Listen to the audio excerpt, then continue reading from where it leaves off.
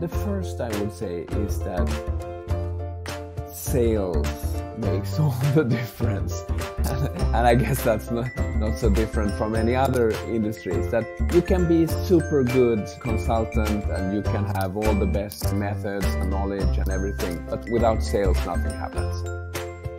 In management consultancy, it's also, of course, super important to stay relevant.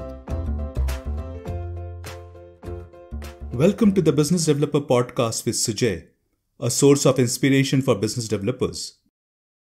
By listening to this podcast, you may gain some ideas, inspirations, or food for thought towards your own journey of developing your business successfully, now or in the near future. Thanks to each one of you who liked the previous episode with a lifelong business developer, Arvind Malhotra. In that episode, he shared his perspectives and experiences on the role of time, team, and trust in developing a business. In this episode, we shall learn about developing a consultancy business, more so during Corona times, by leveraging the knowledge and experiences of Niclas Ihren. Niclas possesses significant experiences as a business leader, as a business developer, also as an investor and a board member.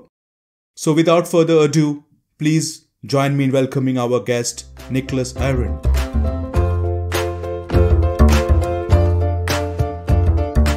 Hello Niclas, welcome to the Business Developer Podcast. Thanks for taking out time to join this episode, Niclas. Thanks so much for having me, Sujay. It's a pleasure. That's great, Niclas. Just to give you a brief about this podcast, the objective is to serve as a source of inspiration for business developers, To get started, if you do not mind, can you share with our listeners about yourself, the story of your life? Yeah, that's a long story, but I'll try and keep it short.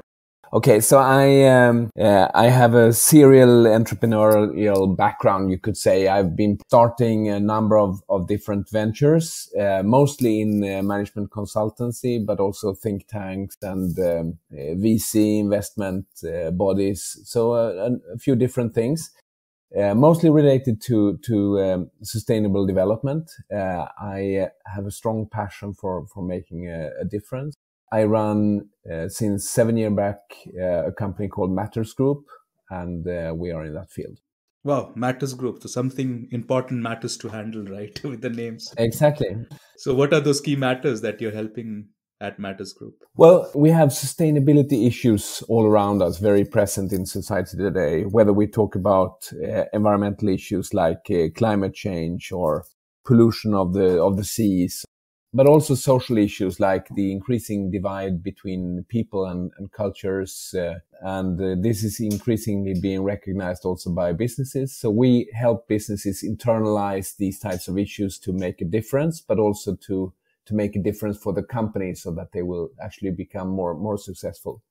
Mm-hmm. And what are the challenges that you're seeing with these businesses to adopt these measures, or if I can use a term, sustainability quotient, right? And as you said, many companies are in their different phases of journey. Someone starts with that at a very high, but if you look at more established companies, they might be very low because their ways of working were very different. So there's a lot of change management there. So what you see from your perspective are the key challenges or roadblocks these companies are facing? It differs a lot from company to company and also from industry to industry.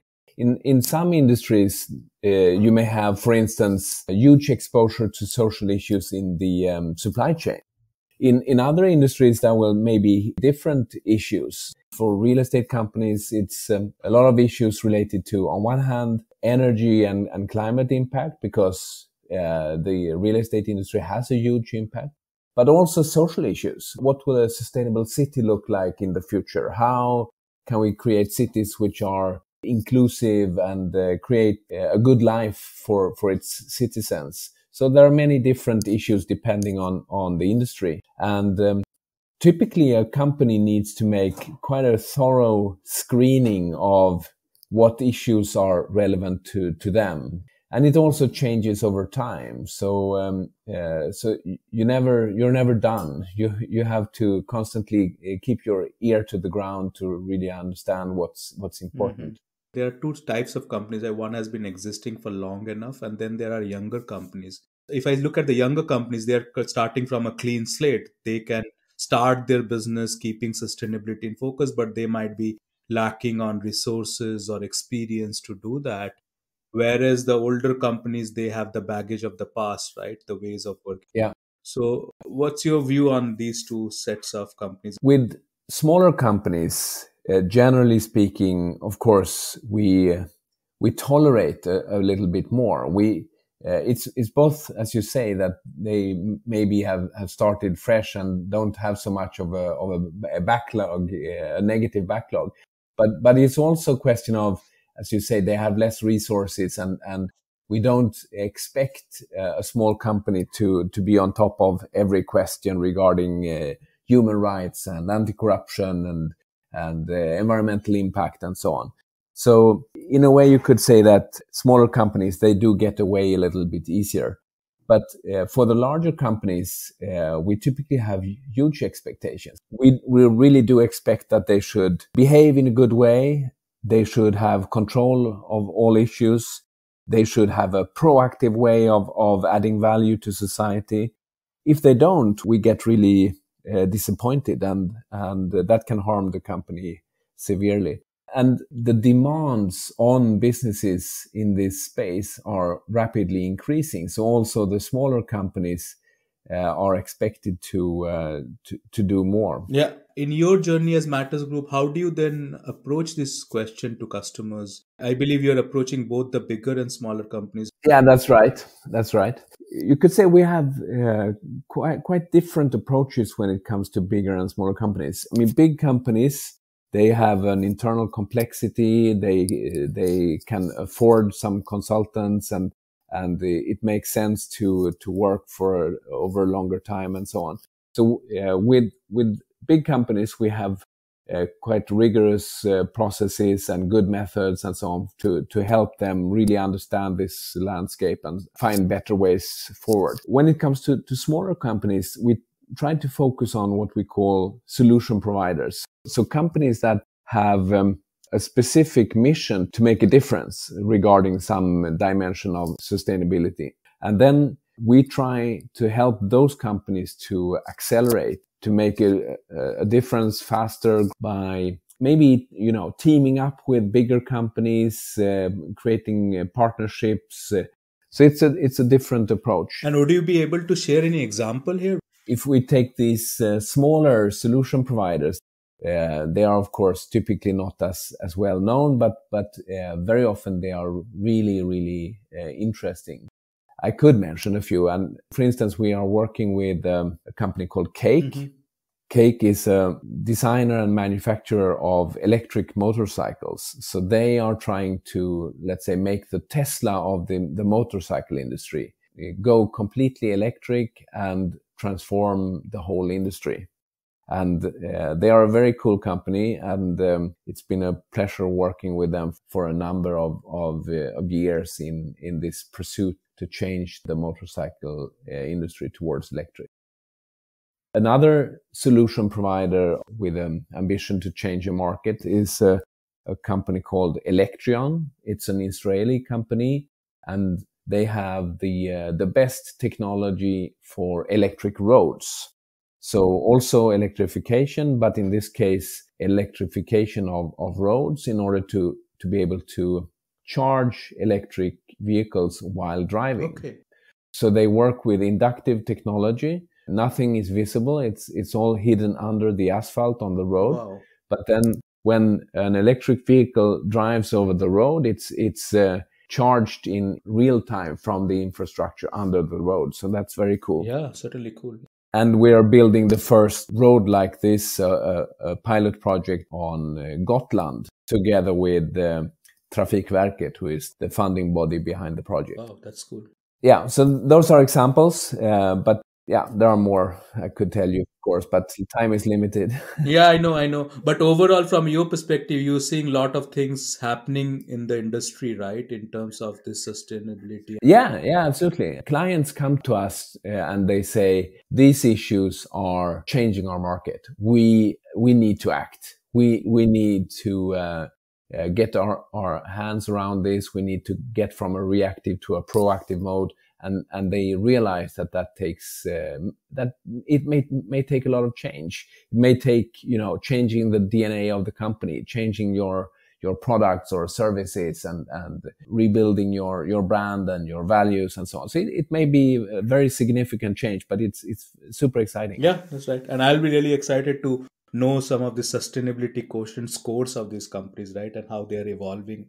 Good, Nicholas. Now shifting gears on your business part of you, because you said you have been running this consultancy business for 7+ years. Yeah. And in the interest of some of our listeners who may be also thinking of or in the early stages of starting their own consultancy business, what could be some of the recommendations you could share with us, your learnings, your best practices in developing a consultancy business?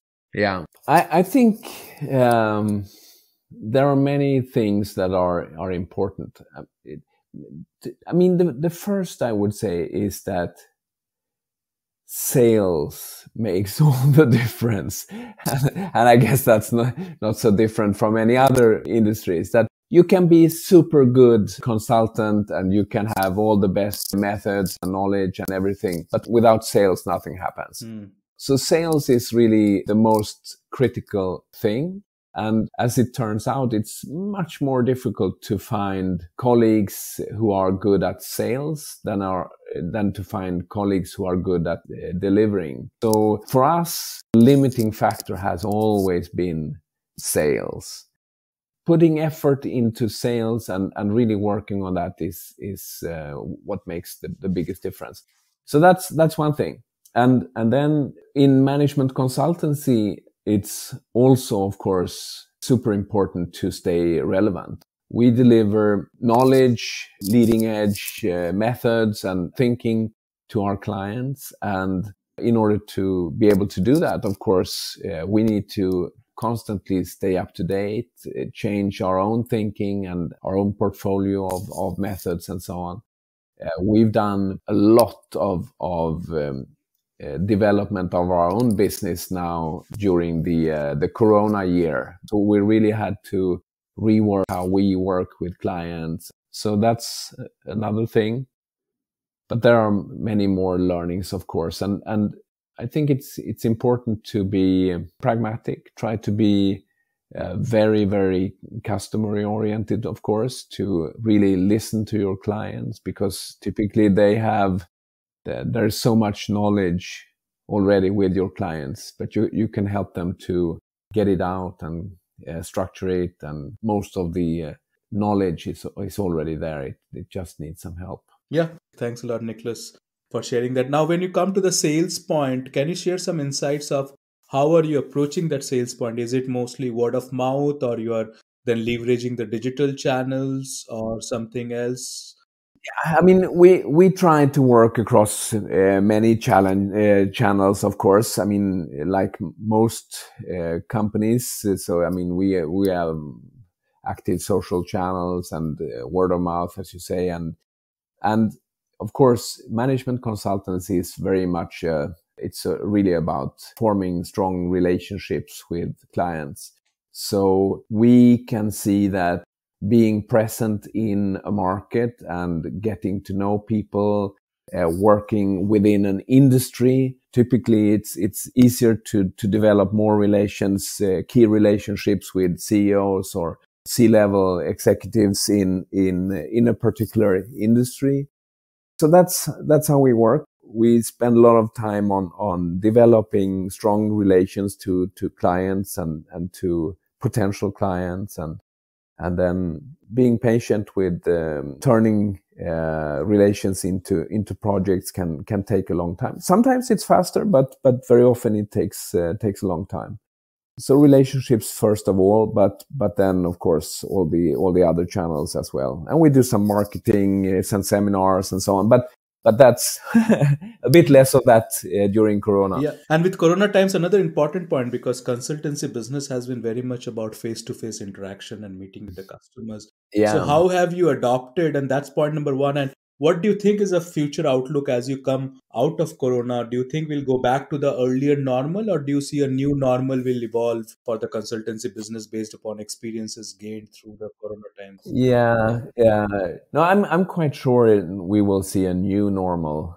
Of course, there will be some turning back. We will see more physical meetings and so on, but we will never go back to where we were.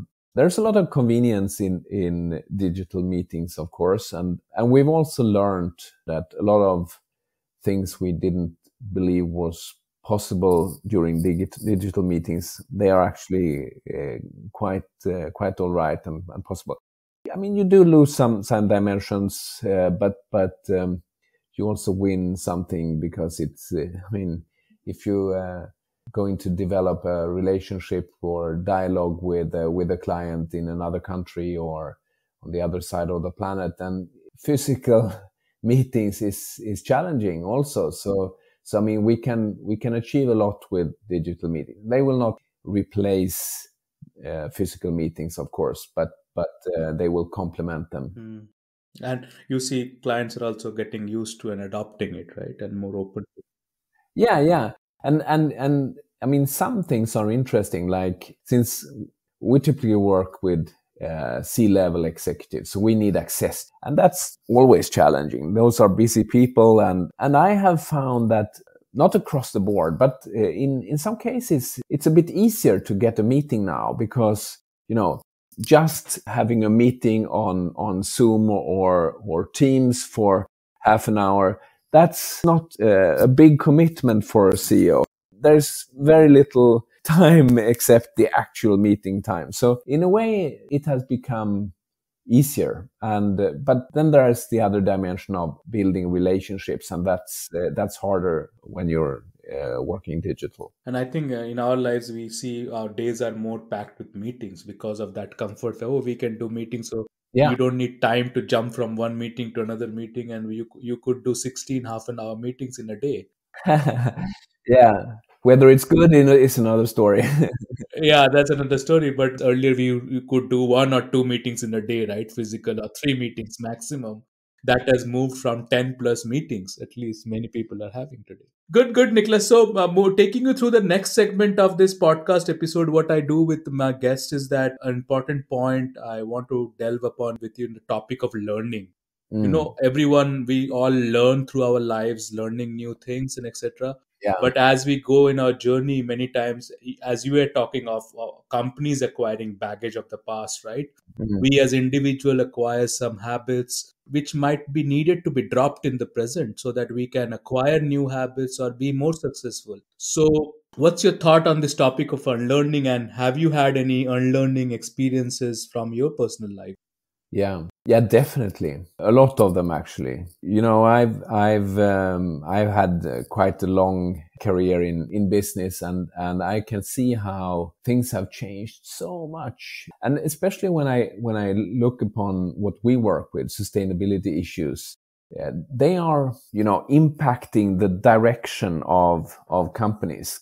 Things used to be all about the numbers, you know, revenues or profits and financial numbers. What we're learning is really that sustainability issues are super important, but quite difficult to capture in numbers like that. So you have to work a bit differently and shift your focus away from the short-term numbers, but because those will not save you for the long term. So that's one thing that we were really seeing organizations being managed in a different way, and more values driven, more impact driven, and so on. So that's interesting. I think the last year has been really a year of unlearning as well, giving up ideas about how business needs to be conducted and so on. Yeah. Also, in terms of organization, I think there's been a lot of unlearning or relearning. How do you actually build successful organization? We used to believe a lot in control, in tracking people and KPIs with numbers and control in the organization. But there is so much, on one hand, uncertainty, which makes control is an illusion. But also we are understanding more and more that most people are not very driven by numbers. They are more values driven today. And so it's really important to feel that you are part of something that contributes to something bigger than just meeting the numbers, and that you are part of a team where you care for each other, where you're part of a bigger whole. And that also then leads to organizations being designed in new ways, with less hierarchy, more autonomy. All of us work more autonomously now with Corona, working from home. There's no manager checking what you're doing during the day. So that, again, the illusion of control has to go. Yeah. So that's also areas for learning. Good. Thanks a lot, Niclas, for sharing that. That's really insightful. So as we come close to this episode, Niclas, do you have any other key messages to share or anything else? No, but I mean, you frame this pod around business development, and I think that's a very good area. And as I pointed out, I mean, the business development, sales, marketing, reaching out to clients, that's really most critical area for our type of business. And I think it's for so many. So I think it's a really good area. So thank you for having me again. No, thanks a lot, Niclas, for coming in here. Yeah, that's the whole objective. I set up this podcast to share these ideas and thoughts from experienced people like you, and then listeners who are in a similar journey and they may not have access to people, like talking to people like you. Through this podcast, they can gain some ideas and inspirations and food for thought towards their own business and different types of businesses. So thank you for today then, Niclas. It's my pleasure to talk to you and present you through this podcast. And I believe we have some good content which our listeners could benefit from through this podcast. Thank you for today, Niclas. Thank you, Sujay. And I'd be interested in listening to your future pods. Yeah, sure. Thanks a lot. Much appreciated. Take care. Bye-bye, Niclas. Bye-bye.